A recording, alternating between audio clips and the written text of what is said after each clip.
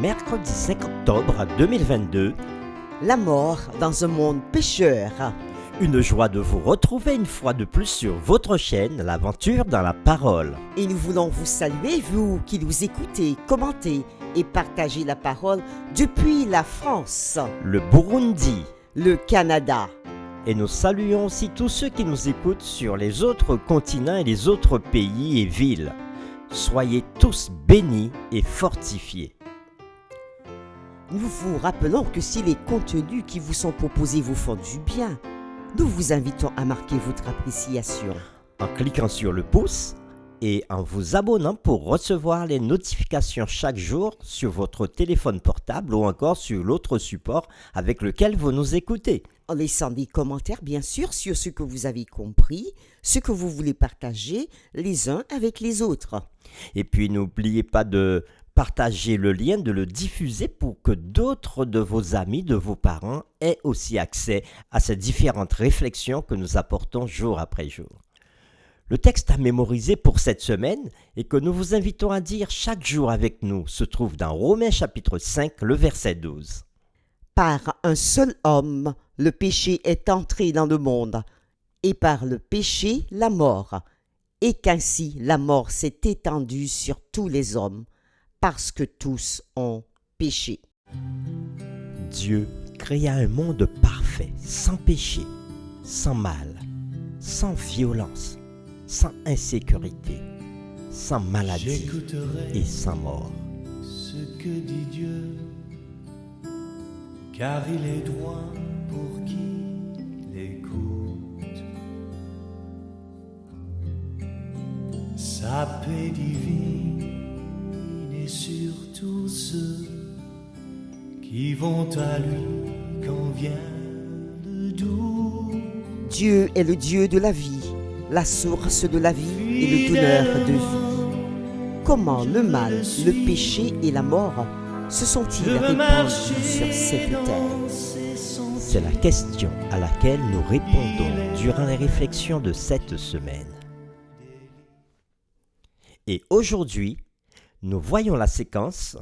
Conséquence du péché. Adam et Ève avaient été créés à l'image et à la ressemblance de Dieu et vivaient dans le jardin d'Éden. Nous lisons dans Genèse chapitre 2, le verset 16. L'Éternel Dieu donna cet ordre à l'homme. Tu pourras manger de tous les arbres du jardin, mais tu ne mangeras pas de l'arbre de la connaissance du bien et du mal, car le jour où tu en mangeras, tu mourras. Au cœur de la tentation en Éden, Satan assura à Ève, « Vous ne mourrez point ». Avec cette affirmation, Satan avait placé sa propre parole au-dessus de la parole de Dieu. Et dans Genèse chapitre 3, le verset 6, nous lisons « Alors le serpent dit à la femme, « Vous ne mourrez point, mais Dieu sait que le jour où vous en mangerez, vos yeux s'ouvriront et vous serez comme des dieux connaissant le bien et le mal. » La femme vit que l'arbre était bon à manger et agréable à la vue, et qu'il était précieux pour ouvrir l'intelligence. Elle prit de son fruit et en mangea. Elle en donna aussi à son mari qui était auprès d'elle, et il en mangea. Fin de la lecture. Pour continuer et comprendre tout ce qui s'est passé, nous lirons Genèse chapitre 3, les versets 7 à 19 et Romains chapitre 5, le verset 12, et nous répondrons à la question « Quelles étaient les principales conséquences du péché ?» Genèse chapitre 3, les versets 7 à 19. Les yeux de l'un et de l'autre s'ouvrirent. Ils connurent qu'ils étaient nus. Et ayant cousu des feuilles de figuier, ils s'en firent des ceintures. Alors ils entendirent la voix de l'Éternel Dieu qui parcourait le jardin vers le soir. Et l'homme et sa femme se cachèrent loin de la face de l'Éternel Dieu, au milieu des arbres du jardin.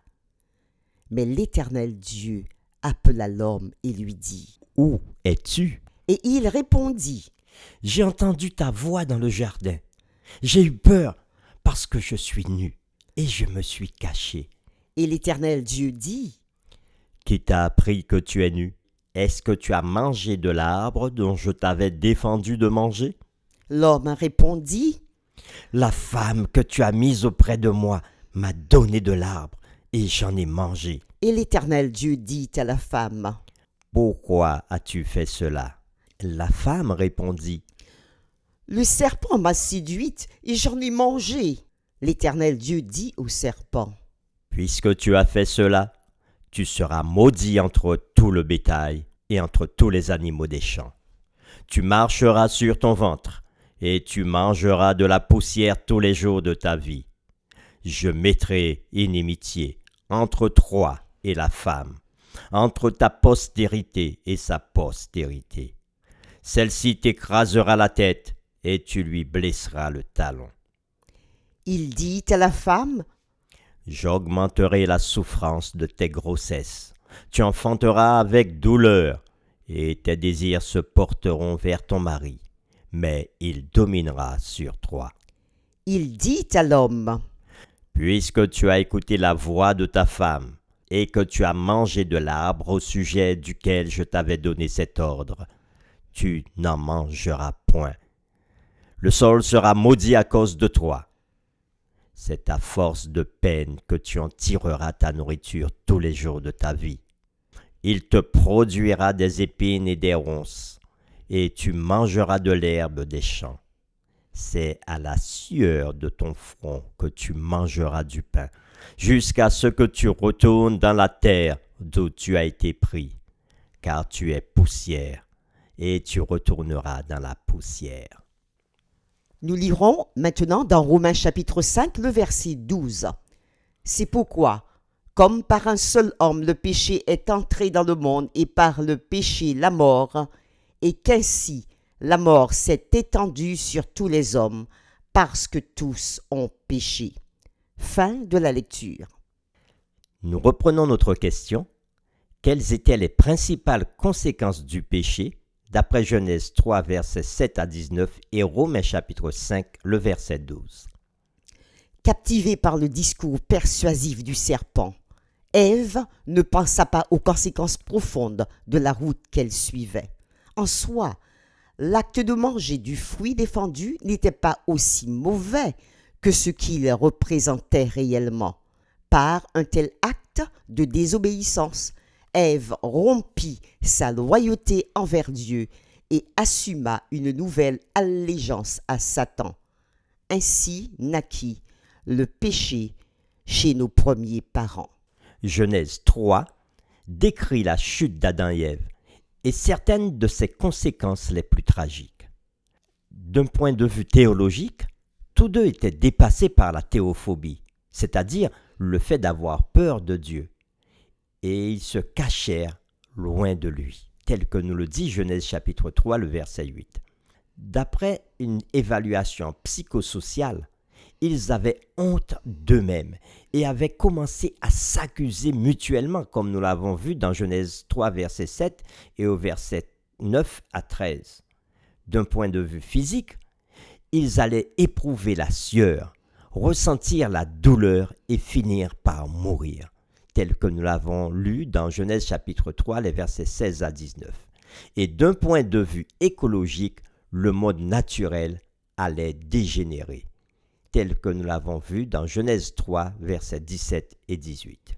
Donc nous avons vu des conséquences au point de vue psychosocial, au point de vue physique, au point de vue écologique et au point de vue, bien sûr, théologique. Le jardin d'Éden n'était plus l'endroit beau et agréable qu'il était. Lorsqu'ils virent pour la première fois une fleur flétrir, une feuille desséchée, ce signe de dégénérescence leur causa un plus grand chagrin qu'on en éprouve aujourd'hui devant la mort d'un être cher. Et quand les arbres de la forêt se dépouillèrent de leur feuillage, un fait brutal leur apparut dans toute son horreur. Tout organisme vivant est condamné à mourir. Citation de l'auteur Ellen G. White dans Patriarche et Prophète, page 38. Fin de citation. Adam et Ève n'étaient pas immédiatement morts, dans le sens de cesser de vivre, mais le même jour, ils furent condamnés à mort. Le Seigneur dit à Adam, « Dans Genèse 3, verset 19, C'est à la sueur de ton visage que tu mangeras du pain, jusqu'à ce que tu retournes dans la terre d'où tu as été pris, car tu es poussière et tu retourneras dans la poussière. la chute eut des conséquences tragiques pour toute l'humanité. L'apôtre Paul explique que c'est pourquoi, comme par un seul homme, le péché est entré dans le monde, et par le péché la mort, et qu'ainsi la mort s'est étendue sur tous les hommes, parce que tous ont péché. Ce texte que nous connaissons déjà, que nous avons dans notre verset à mémoriser de cette semaine. Le péché est une malédiction qui entraîne des conséquences terribles. C'est comme une avalanche, commençant apparemment comme n'étant rien du tout. Il brise et détruit ensuite tout ce qui est beau, précieux et significatif, puis il détruit complètement la vie. Ce n'est qu'une question de temps avant que cette force destructrice ne devienne clairement visible. La présence d'une mauvaise pensée donne automatiquement naissance à un mauvais comportement. Le péché brise toutes sortes de relations significatives. Il n'apporte que misère, souffrance, séparation et complications. Le fait de rompre notre relation avec Dieu, la dimension verticale de notre existence, apporte de multiples ruptures horizontales. Le fait de dire non à Dieu cause de nombreuses conséquences pécheresses. Énumérons quelques conséquences du péché. Premièrement, la rupture de notre relation avec Dieu conduit à une relation brisée avec nous-mêmes. Ainsi, la nature d'Adam et Ève avait été corrompue à la suite du péché. Ils vivaient avec une conscience de culpabilité, de honte, ainsi qu'avec des sentiments de dégradation et de défaite. Deuxièmement, le péché et la désobéissance avaient donné à Adam et Ève un sentiment de peur envers Dieu, au lieu de leur permettre de jouir de sa compagnie. Troisième conséquence du péché, le péché et la désobéissance avaient conduit Adam et Ève à blâmer les autres pour leur échec. Ainsi, ils connurent une relation brisée l'un avec l'autre. Le péché les aliénait maintenant. Quatrièmement, le péché et la désobéissance ont apporté la mort à la famille humaine parce que la relation d'Adam et Ève avec leur donateur de vie avait été brisée. Cinquièmement, le péché et la désobéissance firent de l'accouchement et de l'éducation des enfants une expérience douloureuse. Sixièmement, le péché et la désobéissance firent du mariage un lieu de lutte pour la domination et la suprématie, au lieu d'être une relation aimante, attentionnée, émotionnelle et intime entre des partenaires hétérosexuels égaux. Septièmement, le péché et la désobéissance firent du travail une expérience douloureuse. La sueur et la fatigue du travail pour gagner sa vie firent ainsi partie de la vie. Huitièmement, le péché et la désobéissance d'Adam et Ève eurent pour effet la dégradation de leur sens du bien et la perte de leur capacité à discerner entre le bien et le mal. Neuvièmement, le péché et la désobéissance ont brisé la relation d'Adam et d'Ève avec la nature. En conséquence, le sol produisit des épines et des chardons. Et dixièmement, le péché et la désobéissance ont apporté la violence, la douleur, la haine, la polygamie, etc. Mais Genèse chapitre 3 est un modèle pour comprendre la nature du péché et du salut. Dans ce seul chapitre, tout l'évangile était déjà présent, comme on le voit dans la grâce imméritée qui découlait déjà du calvaire à Adam et Ève. Le triste et douloureux fait est que, tout comme toute l'humanité à travers tous les âges, nous subissons aujourd'hui les conséquences de ce qui s'est passé en Éden. Nous devons être reconnaissants à Jésus, car grâce à la croix, nous avons l'espérance de la vie éternelle dans un monde où le péché ne ressuscitera plus jamais. Pour terminer, réfléchissons ensemble sur cette question. En pensant à l'expérience tragique d'Adam et Ève, quelles leçons pouvons-nous en tirer sur les conséquences de nos propres actes pécheurs? Nous vous invitons à vous joindre à nous dans cette prière. Oui, Seigneur, dans toute l'humanité, à travers tous les âges, nous subissons toujours les conséquences de ce qui s'est passé en Éden. La rupture de notre relation avec toi a conduit à une relation brisée avec nous-mêmes, avec des sentiments de culpabilité, de honte, de peur, de dégradation et de défaite. Seigneur, nous reconnaissons que le péché engendra une relation brisée les uns avec les autres, dans le couple, dans la famille, dans l'éducation. Tout accouchement et projet dans le travail est devenu une expérience douloureuse, jonchée de difficultés et d'épines, de fatigue, de sueur, avec des luttes de domination et de suprématie, apportant violence, douleur et haine. La relation brisée avec toi, toi Père, toi le donateur de vie, tu veux encore le rétablir pour chacun de nous. Nous errons si souvent loin de toi, perdus dans nos pensées et nos comportements. Pardonne-nous, Seigneur. Attire-nous à toi par des cordages d'amour. Parle-nous dans les profondeurs de notre être et avec ton aide et le pouvoir de Jésus, notre Sauveur, sa puissance pour nous, donne-nous la force de rétablir avec toi des relations aimantes et d'obéissance. Mets en nous le sens du bien et développe par le Saint-Esprit la capacité de discerner entre le bien et le mal et choisir le bien dans ta victoire, au nom de Jésus-Christ. Amen.